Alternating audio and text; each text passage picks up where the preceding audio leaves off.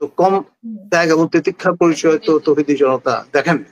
সেখানে তাদের সমর্থন ব্যবহার করলেন, তাদের ঘাড়ে বন্দুক রেখে ক্ষমতায় আসলেন, অথচ তারা যেই জন্যে বাংলাদেশে যে ইসলামী হুকুমত প্রতিষ্ঠা করতে চান, ইসলামের হুকুমত তারা স্ট্যাবলিশ করতে চান, ইসলামের হুকুমত হেফাজত করতে চান, সেই লক্ষ্যে তিনি কি করেছেন আজ পর্যন্ত কোনো রকমের একটা সংস্কার কমিশন দেখাতে পারবেন?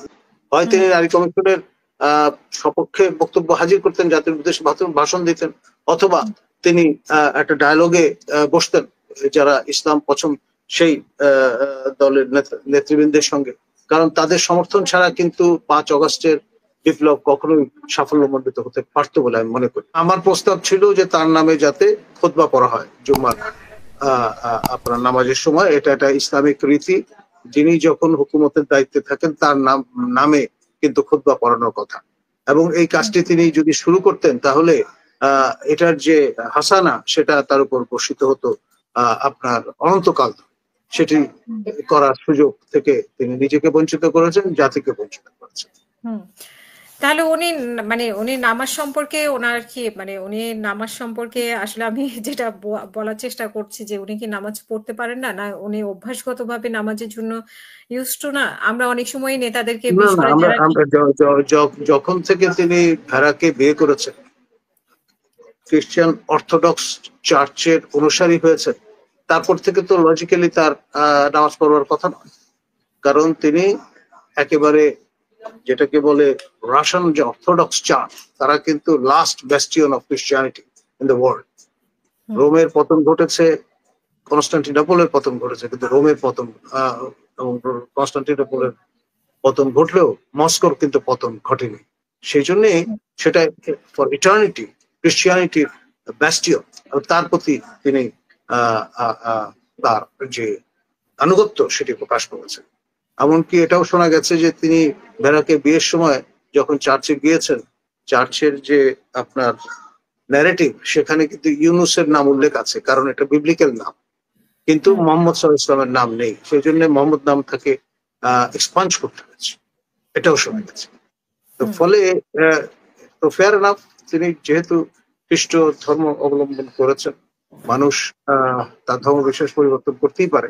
তো সেই জন্যই অনেকে তাকে প্রমাণ করবার চেষ্টা করেছেন যে তিনি যাতে এই ইসলাম ধর্মে পুনঃপ্রবর্তন করেছেন, মানে প্রত্যাবর্তন করেছেন, সেটি খালি ঈদের ওয়াজিবের নামাজ পড়ে সব প্রমাণ করলে কিন্তু চলবে না। ফরজ নামাজের খবর নাই, তিনি ওয়াজিবের নামাজ নিয়ে মাতোয়ারা হয়ে গেলেন।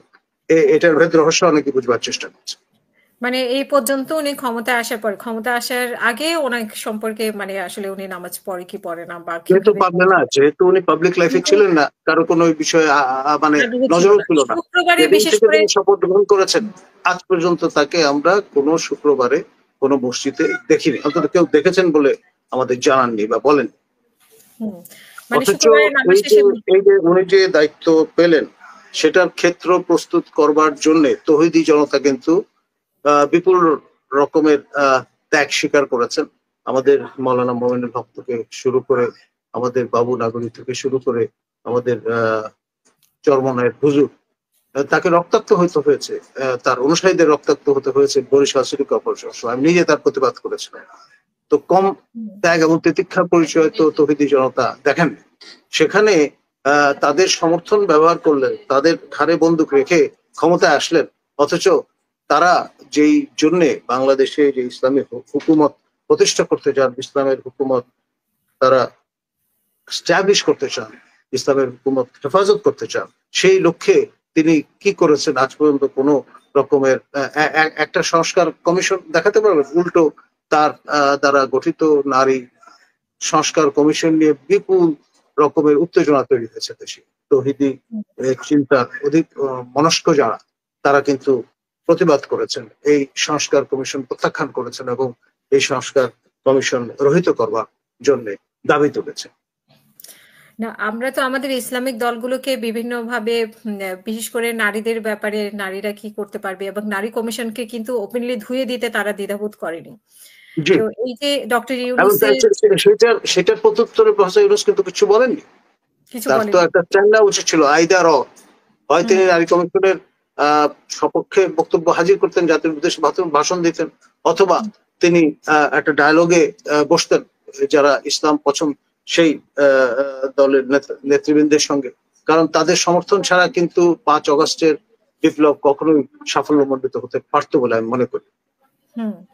বরং উল্টো উনি এই ব্যাপারে চুপ থেকেছেন। মানে যে নারী কমিশন ওনারা গঠন করেছেন সেই নারী কমিশনকে ইসলামিক দলগুলো ধুয়ে দিল, কিন্তু সেই ব্যাপারে ওনাদের কোনো মন্তব্য ছিল না।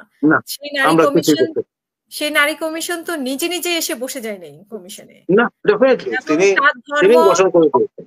হ্যাঁ, তার ধর্ম, সেই নারী কিভাবে কি ধর্ম পালন করে সেটাও নিশ্চয়ই তার ব্যক্তিগত ইস্যু, যেহেতু সে রাষ্ট্রের মানে সে ডক্টর ইউনূসের মতো বা এমপি মন্ত্রী কেউ না, বা সে পর্যায়ে কেউ না। তো সেখানে হ্যাঁ, তাকে কমিশনার হিসেবে মানে কমিশনে তাদেরকে নিয়োগ করা হয়েছে, তারা কোন ধর্মের মানুষ বা কিভাবে ধর্ম পালন করে, কিভাবে না মানে হেজাব পরে না হেজাব পরে না, তো সেগুলোকে গালাগালি করার অধিকার আসলে ইসলামিক দলগুলো থাকে কিনা, এটা একটা বড় প্রশ্ন ছিল। ক্ষেত্র তো প্রফেসর ইউনূসই তৈরি করে দিয়েছে। তিনি যদি স্ট্যান্ড নিতেন তাহলে কিন্তু খোলাসা হয়ে যেত, পরিষ্কার হয়ে যেত তিনি কোন ধর্মের অনুসারী, তিনি প্র্যাকটিসিং মুসলিম না অর্থোডক্স চার্চ গোয়ার।